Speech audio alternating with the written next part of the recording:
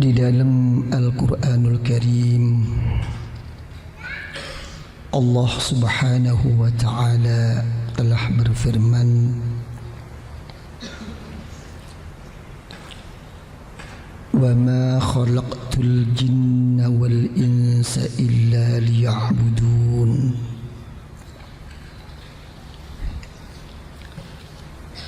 Secara ringkas, tidak ada lain di dalam saya menjadikan jin dan manusia itu kecuali hanya semata-mata untuk mengabdi, menghambakan diri kepada saya.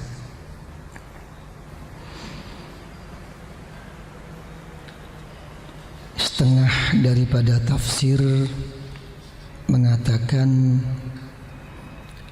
agar ma'rifah, mengerti,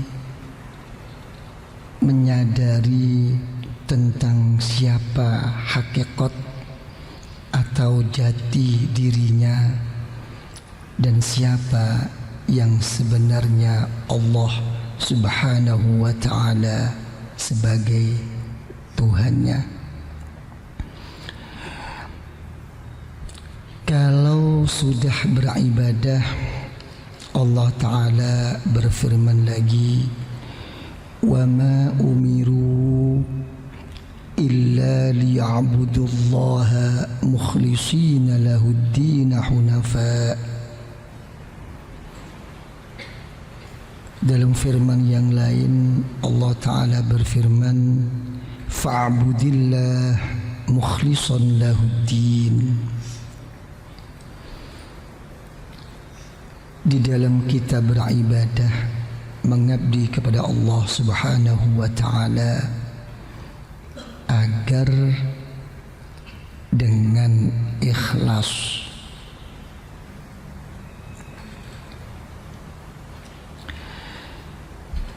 Berkenaan dengan ikhlas, dalam satu hadis riwayat Imam Bukhari wa Muslim dari sahabat Umar ibn al-Khattab radhiyallahu anhu, Rasulullah sallallahu alaihi wa alihi wa sahbihi wasallam bersabda, "Innamal a'malu binniyah." Ya. Sesungguhnya, terangkumnya, ya, bisa dirangkum di sisi Allah Subhanahu wa Ta'ala setiap amal itu dengan niatnya. Ya. Wa fi riwayatin, ya, di dalam riwayat yang lain dikatakan bin niyat, ya, dengan kata jamak.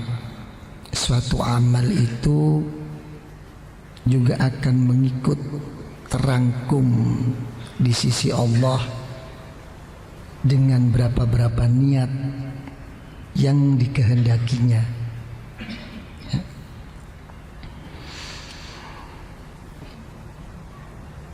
Ya. Jadi kalau sudah begini, ya, jadi jelas, ya, ukuran kita semua ini bisa membuktikan seperti ini apa? Adalah keyakinan. Ini sudah nggak bisa diilmukan lagi, nggak bisa. Itu kan, karena itu yang dinamakan taufik itu apa? Khalqut ta'ah. Ya, lihat dalam ilmu-ilmu tauhid.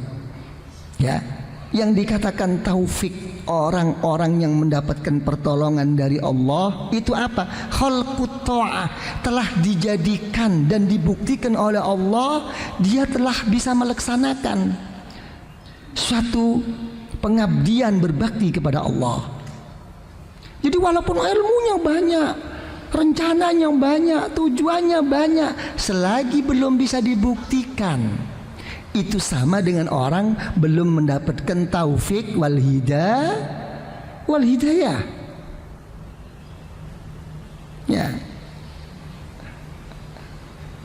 Apa? Mau tanya? Tapi niatnya masih dicatat nggak? Hah? Orang yang demikian itu niatnya masih dicatat Allah. Wah, ini rupanya ngejar niat terus. Begitu bagus ini ya. Yang dicari pahala terus. Betul memang. Apa artinya sebuah pahala? Apa artinya sebuah obat dan vitamin kalau kenyataannya pantangan-pantangan itu sendiri tidak bisa dijauhi? Apa artinya mendapatkan suatu pahala dari Allah, mendapatkan suatu macam-macam dari Allah kebaikan, tapi kenyataannya kalau hatinya tidak bercahaya, bernur daripada Allah, apa? Sembayangnya 10 menit, ya, yang Allah Ta'ala telah menjamin, innas sholata tanha 'anil fahsya'i wal munkar. Salatmu itu sesungguhnya bisa mencegah, bisa menjauhi dari apa-apa yang tidak diridhoi oleh Allah. Tapi kenyataannya bagaimana? Kalau kita misalnya keluar habis sembahyang, ya, yang laki nampak orang cantik, seksi lagi, ya, yang perempuan nampak orang laki, belum lagi nanti lepas berapa jam ini. Apa artinya sebuah pahala kalau memang kita nggak bisa menjaga ini dan itu tidak menjadikan suatu nur? Kira-kira banyak mana pahala kebaikannya daripada keburukannya kalau udah begini? Nah, ini yang mengakibatkan orang di dalam beribadah kepada Allah hanya sebagai rutinitas, melihat satu kewajiban, bukan karena Allah, tapi karena takut neraka, ingin salah. Bukan salah, memang manusia memang begitu kok sifatnya, tapi akibatnya ini harus kita bicarakan. Ini nggak ngomong tentang syariat mahdhah, tidak hanya mengomong tentang hukum, tidak. Kita ngomong bagaimana kita jadi baik, lain dong, dan tahan bantingan untuk menghadapi segala macam ujian. Ini kalau bicarakan baik, siapa yang nggak sembahyang? Semua ini lebih sembahyang kok tadi subuh. Ya apa begitu? Tapi tolong nanti habis ini pergi ke Ancol sana. Jangan tertarik sama orang, jangan cinta sama orang, menjaga perasaan hati aja. Melihat orang begini, begitu. Kadang-kadang lihat bajunya orang kelir ini, kelir itu, udah nggak bisa kok. Aina sirrus shalah wa nurus shalah. Di mana rahasia dan nur di dalam kamu salat, di dalam kamu berzikir kepada Allah? Tolong ditanyakan. Di posisi mana? Di mana nurnya, sirinya? Nggak hilang, lagi ngelencer. Jadi nurnya aja udah ngelencer, udah jalan-jalan, apalagi orangnya. Ya. Terus gimana? Mau tanya?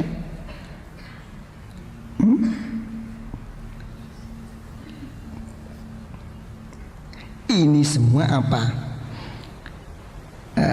Menunjukkan tentang kebesaran dan kehebatan niat. Ya, kenapa kok begini? Ya, karena niat itu ya merupakan amalun qalbiyun, salimun min tatarruki nahwir riya, ya, suatu amal, ya, yang mana amal itu menyangkut di dalam hati. Nah, keberadaan niat di dalam hati ini apa?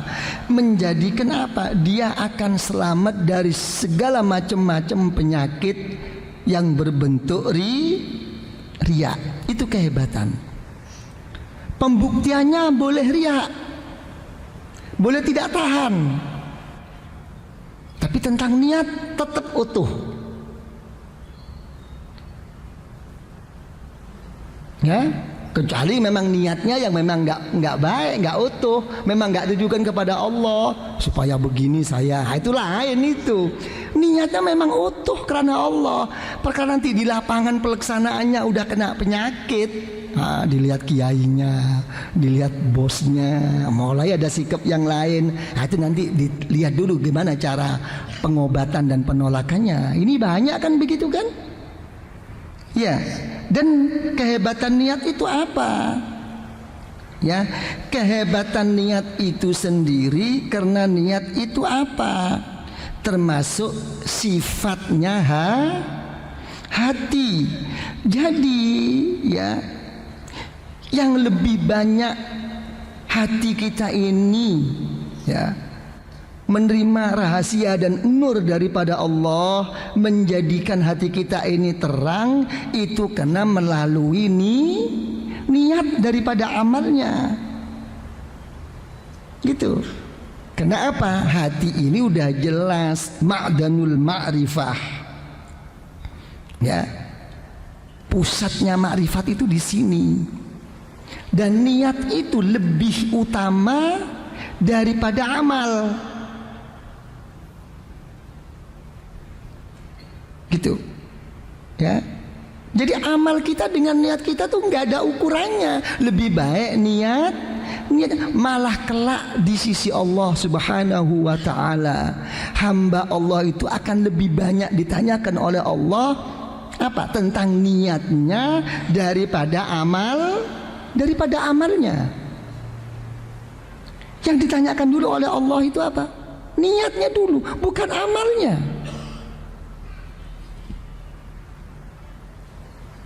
Dikira nggak susah mengatur niat itu? Susah nggak? Makanya salah satu dari kehebatan, ya, keagungan niat, seperti sudah sering kali saya utarakan, apa? Keabadian ahli surga di surga karena keabadiannya hatinya, walaupun dirinya itu selalu berbuat dosa kepada Allah, berbuat maksiat kepada Allah, masih tetap yang tergerak dalam hatinya semoga diberi husnul khotimah. Gitu kan? Nah, kalau sudah begini, orang-orang yang beribadah kepada Allah hanya semata-mata ingin pahala yang berbentuk surga, kira-kira naif apa tidak?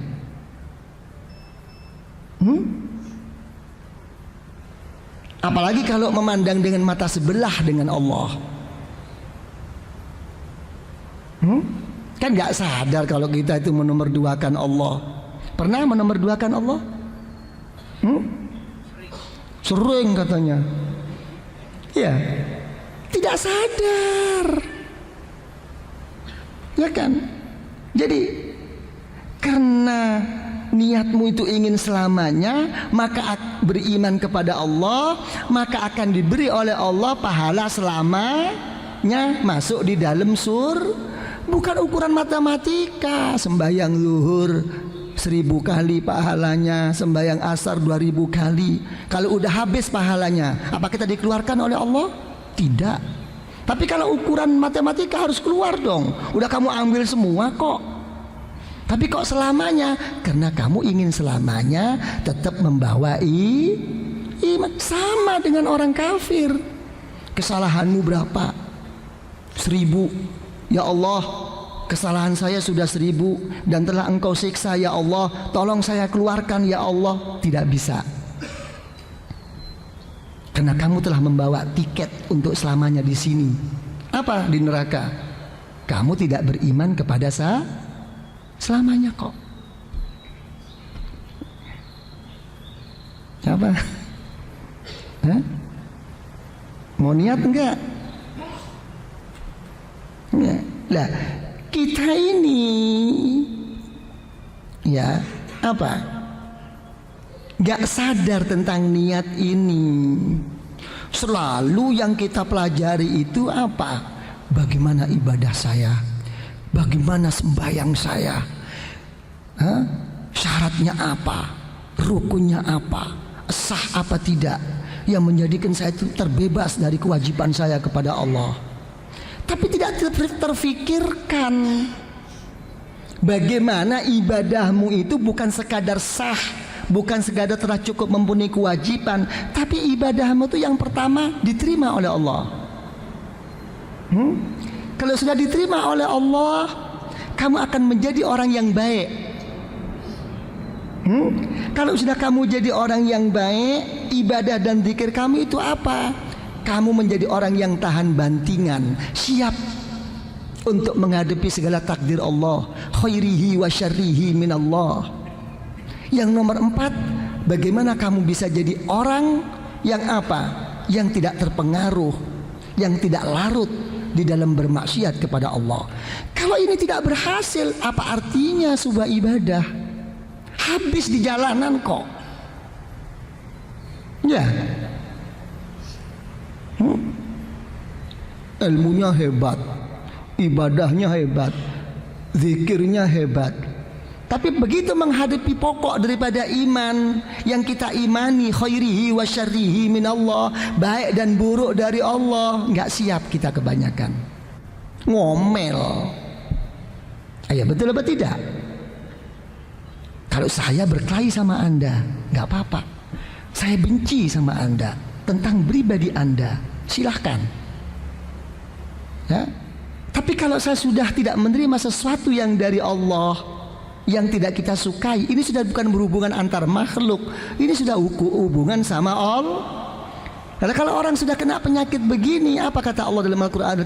Dzalika bi annahum karihu bima anzalallah fa ahbata a'malahum.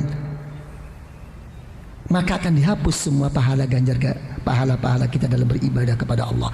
Karena ini urusan sama Allah, bukan urusan sama kita. Ya. Ini hati-hati nih.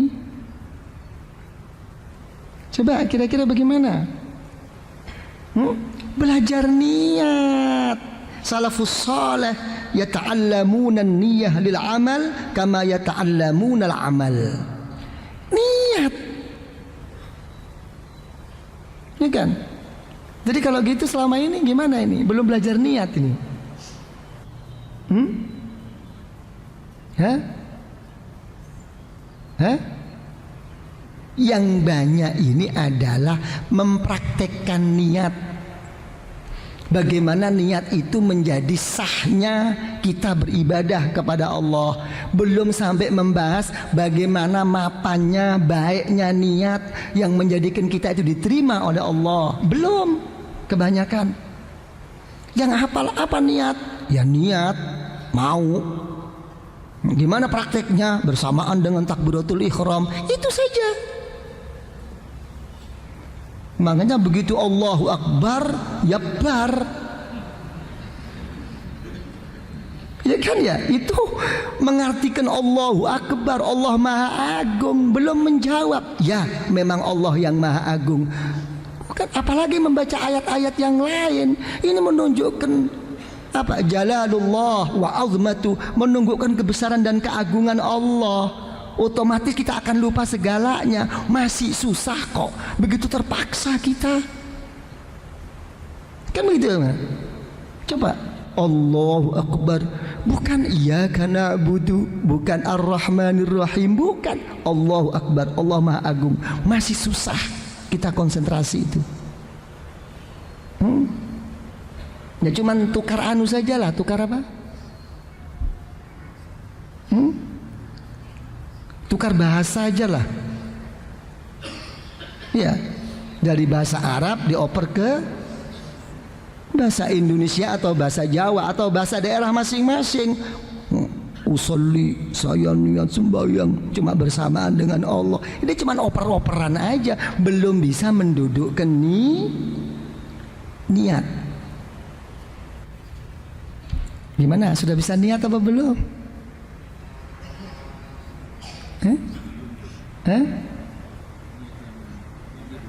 Oh, yang tadi ya tadi.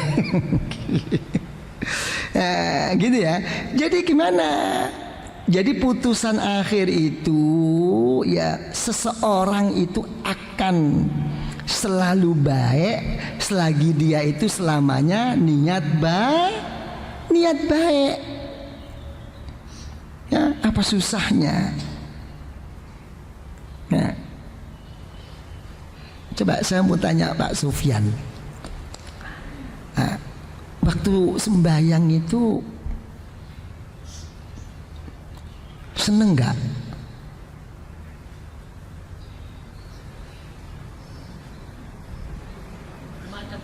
Hah? Macem-macem. Kayak nasi campur aja loh nih. Apa macem-macem itu?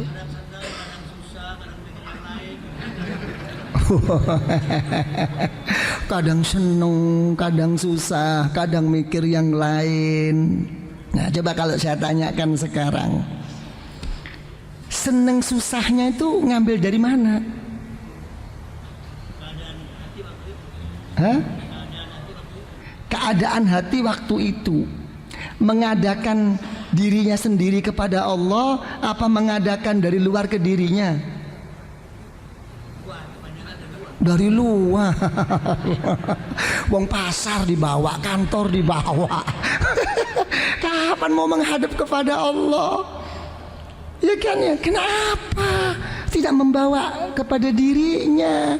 Ya, dalam satu dialog setiap orang membaca Fatihah itu, ini kan ya, setiap alhamdulillahirabbil alamin. Kalau memang dirinya betul menghadap kepada Allah, langsung dijawab oleh Allah, shadaqa abdi. Kata Allah, benar, dia benar, betul-betul hamba saya. Ini enggak, yang dari luar dimasukkan, yang biasanya nggak perlu diingat jadi ingat. Ya, apalagi yang perempuan ini di mana Allahu Akbar. Kudung saya di mana tadi ya? Tadi nggak ingat jadi ingat. Iya, ini yang namanya campur aduk. Jadi bukan di situ, itu antar pribadi. Ya, setiap orang salat itu munajah, berbisik, ya, semata-mata dirinya kepada Allah, bukan memasukkan keluar.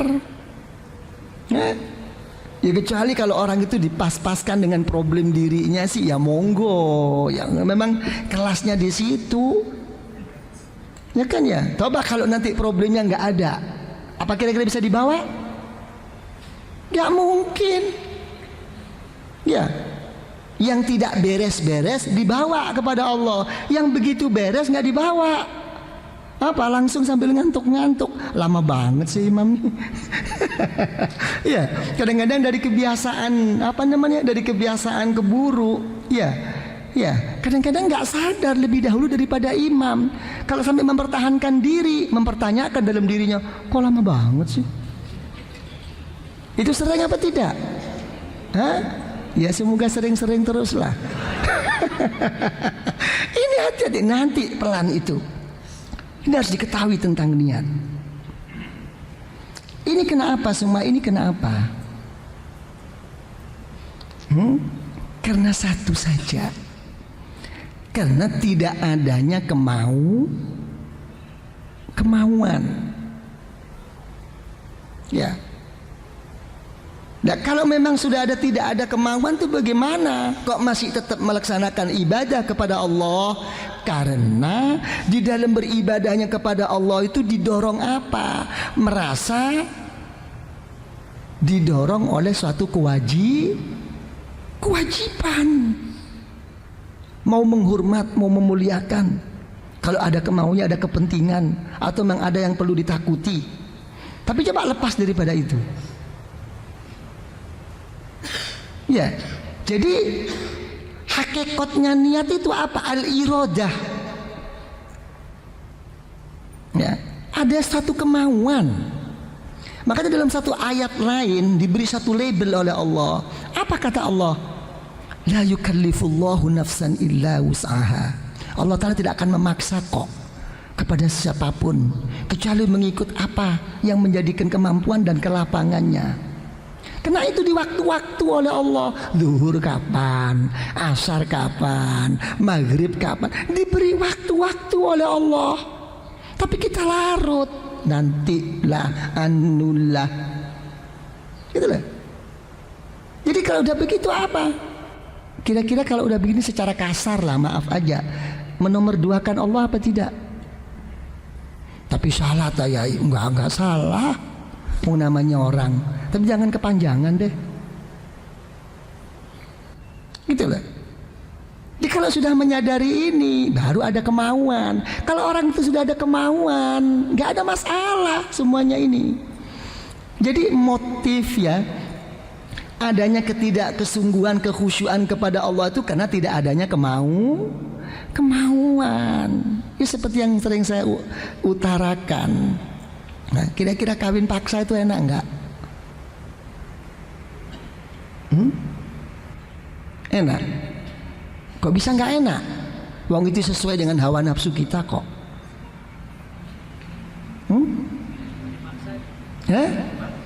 Karena kepaksa. Ya. Nah ini nanti kalau saya teruskan ini menyangkut ke makbul ini, nanti menggo ini ikhlas. Jadi apa? Adanya suatu niat itu apa? Adalah timbulnya suatu kemauan. Karena itu dalam Al-Qur'anul Karim sampai Rasulullah Shallallahu Alaihi Wasallam apa? Diberi firman oleh Allah. ولا تطرد الذين يدعون ربهم بالغداة والعشي يريدون وجهه Muhammad. Kamu jangan sekali-sekali menolak. Ya, kata-kata menolak itu banyak.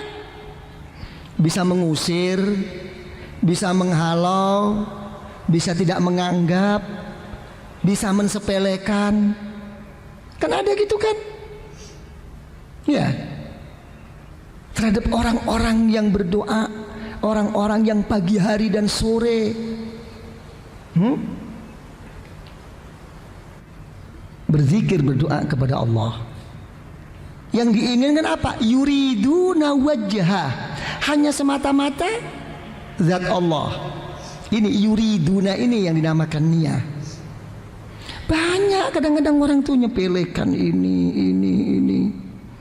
Ya kan ya, kadang-kadang ya subhanallah. Ya ini subhanallah saya katakan itu apa? Ya, posisi kedudukannya. Ya, posisi keberadaannya itu kadang-kadang itu duduk dengan orang-orang yang berzikir kepada Allah sudah merasa berbeda. Merasa lain. Ya, saya siapa? Saya mesti duduk di daratan ini. Hati-hati nih. Ya, untuk menghadap kepada Allah itu tidak ada deratan-deratan untuk si ini itu tuh nggak ada. Ya, sama dengan soft sholat. Siapa yang datang dulu ya dulu. Silakan, ini tempatnya Bapak Presiden, Bapak Menteri, anak aja loh. Nggak ada begitu tuh. Ya, ini karena ini orang mencari fadilah. Ya, malah dalam hukum fikih kalau sampai ada orang yang nggak ada sejadahnya ada, buang aja. Enak emangnya lo yang punya kaplingan ini. Ya, ini jangan sampai menimbulkan suatu apa lain daripada dirinya. Apa? Makanya dalam satu ayat yang lain tentang menunjukkan bahwa niat itu adalah iradah. Ya. Rasulullah Shallallahu Alaihi Wasallam ya diberi satu firman oleh Allah, wasbir. Nah coba nafsaka ma'al ladzina yad'una rabbahum bil ghadati wal 'ashyi yuriduna wajha. Tapi kalau kamu sudah di samping kamu, jangan menolak, jangan mensepelekan Muhammad, ya, kumpul yang sabar. Ya, disuruh sabar. Kenapa? Karena ada sesuatu di situ, ada sesuatu yang tidak sesuai dengan hawa nafsu. Yang sabar Muhammad dengan orang-orang yang berdoa berzikir kepada Allah pagi hari hanya semata-mata karena Allah. Ada apa sih orang berdoa berzikir kok saya suruh sabar? Apa memangnya ada sesuatu yang nggak enak? Ada sesuatu yang nggak pantas? Ya, cari Rasulullah, fakhraja yaltamisuhum, mencari orang, diajak kumpul-kumpul berzikir, berdoa kepada Allah yang tanpa tendensi apapun, hanya semata-mata kepada Allah. Jangan tunggu diundang. Ya, Rasulullah tuh mencari. Ini enggak ada undangan, yai, enggak ada jemputan, kayak resepsi aja loh. Ya? Coba mau ke surga apa enggak? Apa Anda itu ingin ke surga tunggu disuruh? Para bapak ibu yang saya muliakan, saya kira insya Allah sudah cukup apa yang kami sampaikan. Dengan apa yang kami sampaikan, dengan berkah dari Rasulullah Sallallahu Alaihi Wasallam, dan berkah daripada guru-guru kita, dan berkah daripada kedua orang tua kita, dan berkah dari arwahil muslimina wal muslimat wal mu'minina wal mu'minat al ahya'i minhum wal amwat. Lebih-lebih berkah dan rahasia nur dari keniatan kita dan ikhlas kita dan kesungguhan kita di dalam hadir ini majelis. Semoga kita seanak 7 turun hatta ila yaumil qiyamah senantiasa dianugerahi rahmah oleh Allah, senantiasa diberi maghfirah, pengampunan oleh Allah, mendapatkan barokah, mendapatkan karamah, kemuliaan di sisi Allah, di dalam kita beribadah, di dalam kita berzikir, di dalam kita berjuang kepada Allah. Semoga kita makin istiqamah, makin tumakninah, merasa manis, merasa indahnya beribadah, berzikir kepada Allah, meraih suatu ma'rifah, meraih satu mahabbah sampai taqarrub di sisi Allah di dalam menghadapi hidup dan di dalam menghadapi kehidupan ini. Semoga kita senantiasa diberi selamat, diberi aman dari segala macam musibah, dari segala macam malapetaka, dari segala macam kerusakan, dari segala macam kezaliman, dari segala macam fitnah zahiran wa batinan di dalam kita, untuk memenuhi kewajiban, untuk memenuhi amanah kita. Semoga dilapangkan rezeki kita oleh Allah, dilancarkan, dimudahkan segala urusan rezeki kita oleh Allah, dan terlaksana kebutuhan kita, hajat kita, hajat dunyawiyah wal ukhrawiyah oleh Allah. Dan semoga kita oleh Allah diberi ridha dengan membawa husnul khatimah, husnul khatimah, husnul khatimah, dengan meraih syafaah dari Rasulullah Sallallahu Alaihi Wasallam. Kelak kita di dalam meninggal akan diberi husnul khatimah di alam kubur. Kita akan dijemput oleh wali-wali Allah, oleh hamba-hamba Allah yang saleh, oleh kedua orang tua kita, dan kita akan diajaknya untuk bertemu dengan Rasulullah. Dan di situ Rasulullah akan menerima kita semua dengan syafaahnya, dengan syafaahnya, dengan syafaahnya. Dan Rasulullah akan mau membawa kita, membimbing kita ke hariban Allah di dalam surga Allah. Rabbana zalamna anfusana wa illam taghfir lana wa tarhamna ya Allah lanakunul khasirin. Rabbana hab lana min azwajina wa dhurriyyatina qurrata a'yun qurrata a'yun qurrata a'yun waj'alna lil muttaqina imama. Rabbana la tuzigh qulubana ba'da idh hadaytana wa hab lana min ladunka rahmah إنك أنت الوهاب وافرغ علينا صبرا وتوفنا مسلمين. ربنا آتنا في الدنيا حسنة وفي الآخرة حسنة وقنا عذاب النار وقنا عذاب النار وقنا عذاب النار وادخلنا الجنة مع الأبرار وأمدنا النظر لوجهك الكريم يا عزيز يا غفار يا رب العالمين. وصلى الله على سيدنا محمد وعلى آله وصحبه وسلم والحمد لله رب العالمين. الفاتحة.